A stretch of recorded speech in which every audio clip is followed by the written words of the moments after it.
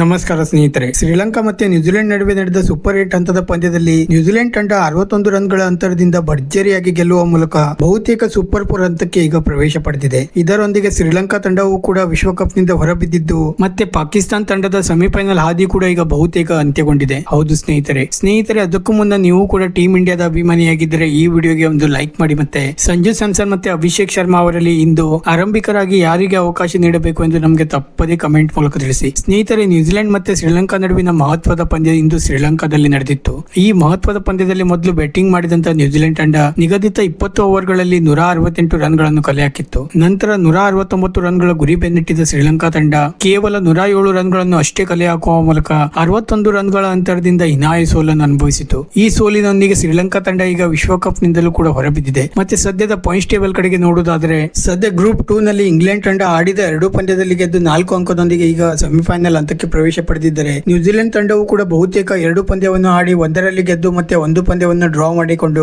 3 ಅಂಕದೊಂದಿಗೆ 2ನೇ ಸ್ಥಾನದಲ್ಲಿದೆ. ಮತ್ತೆ ಪಾಕಿಸ್ತಾನ ತಂಡ ಈಗ 2 ಪಂದ್ಯವನ್ನು ಆಡಿ 1ರಲ್ಲಿ ಸೋತು ಮತ್ತೆ 1 ಪಂದ್ಯವನ್ನು ಡ್ರಾ ಮಾಡಿಕೊಂಡು 1 ಅಂಕದೊಂದಿಗೆ 3ನೇ ಸ್ಥಾನದಲ್ಲಿದ್ದರೆ ಶ್ರೀಲಂಕಾ ತಂಡ ಈಗ ಆಡಿದ 2 ಪಂದ್ಯದಲ್ಲಿ ಸೋತು ವಿಶ್ವಕಪ್ ನಿಂದ ಹೊರಬಿದ್ದಿದೆ. ಪಾಕಿಸ್ತಾನ ತಂಡಕ್ಕೆ ಈಗ ಸೂಪರ್ 4 ಹಂತಕ್ಕೆ ಪ್ರವೇಶ ಪಡೆಯಬೇಕಾದರೆ ಶ್ರೀಲಂಕಾ ವಿರುದ್ಧದ ಪಂದ್ಯವನ್ನು ದೊಡ್ಡ ಮಾರ್ಜಿನ್ ನೊಂದಿಗೆ ಗೆದ್ದು ನ್ಯೂಜಿಲೆಂಡ್ ತಂಡ ತನ್ನ ಉಳಿದ 1 ಪಂದ್ಯವನ್ನು ಸೋತರೆ ಮಾತ್ರ ಪಾಕಿಸ್ತಾನ ತಂಡ ಸೂಪರ್ 4 ಹಂತಕ್ಕೆ ಪ್ರವೇಶ ಪಡೆಯಲಿದೆ. ನಂತರ ಗ್ರೂಪ್ 1 ನ ಪಾಯಿಂಟ್ಸ್ ಟೇಬಲ್ ಕಡೆಗೆ ನೋಡುವುದಾದರೆ ಸದ್ಯ ವೆಸ್ಟ್ ಇಂಡೀಸ್ ಮತ್ತೆ ಸೌತ್ ಆಫ್ರಿಕಾ ತಂಡಗಳು ಆಡಿದ ಮೊದಲ ಪಂದ್ಯದಲ್ಲಿ ಗೆಲ್ಲುವ ಮೂಲಕ 2 ಅಂಕದೊಂದಿಗೆ 1 ಮತ್ತೆ 2ನೇ ಸ್ಥಾನದಲ್ಲಿದ್ದರೆ ಭಾರತ ಮತ್ತೆ ಜಿಂಬಾಬ್ವೆ ತಂಡಗಳು ಆಡಿದ ಮೊದಲ ಪಂದ್ಯದಲ್ಲಿ ಸೋಲುವ ಮೂಲಕ 3 ಮತ್ತೆ 4ನೇ ಸ್ಥಾನದಲ್ಲಿವೆ. ಸ್ನೇಹಿತರೆ, ಇಂದು ಮಹತ್ವದ 2 ಪಂದ್ಯ ನಡೆಯಲಿದ್ದು ಮೊದಲ ಪಂದ್ಯ ವೆಸ್ಟ್ ಇಂಡೀಸ್ ಮತ್ತೆ ಸೌತ್ ಆಫ್ರಿಕಾ ವಿರುದ್ಧ ನಡೆಯಲಿದ್ದರೆ 2ನೇ ಪಂದ್ಯ ಭಾರತ ಮತ್ತೆ ಜಿಂಬಾಬ್ವೆ ವಿರುದ್ಧ ನಡೆಯಲಿದೆ. ಭಾರತದ ದೃಷ್ಟಿಯಿಂದ ಇಂದು ಸೌತ್ ಆಫ್ರಿಕಾ ವೆಸ್ಟ್ ಇಂಡೀಸ್ ವಿರುದ್ಧ ಗೆಲ್ಲುವುದು ತುಂಬಾ ಅನಿವಾರ್ಯವಾಗಿದೆ. ಮತ್ತೆ ಟೀಮ್ ಇಂಡಿಯಾಗೂ ಕೂಡ ಜಿಂಬಾಬ್ವೆ ವಿರುದ್ಧ ದೊಡ್ಡ ಅಂತರದಿಂದ ಗೆಲ್ಲಲೇಬೇಕಾಗಿದೆ. ಆದ್ದರಿಂದ ಟೀಮ್ ಇಂಡಿಯಾಗೆ 2 ಪಂದ್ಯಗಳು ತುಂಬಾ ಮಹತ್ವದಾಗಿದ್ದು ಇಂದು ಈ 4 ತಂಡಗಳು ಯಾವ ರೀತಿ ಆಟ ಪ್ರದರ್ಶಿಸುತ್ತವೆ ಎಂದು ಕಾದು ನೋಡಬೇಕಾಗಿದೆ. ವಿಡಿಯೋ ಇಷ್ಟ ಆಗಿದ್ದರೆ ಲೈಕ್ ಮಾಡಿ ಮತ್ತೆ ಚಾನೆಲ್ ಅನ್ನು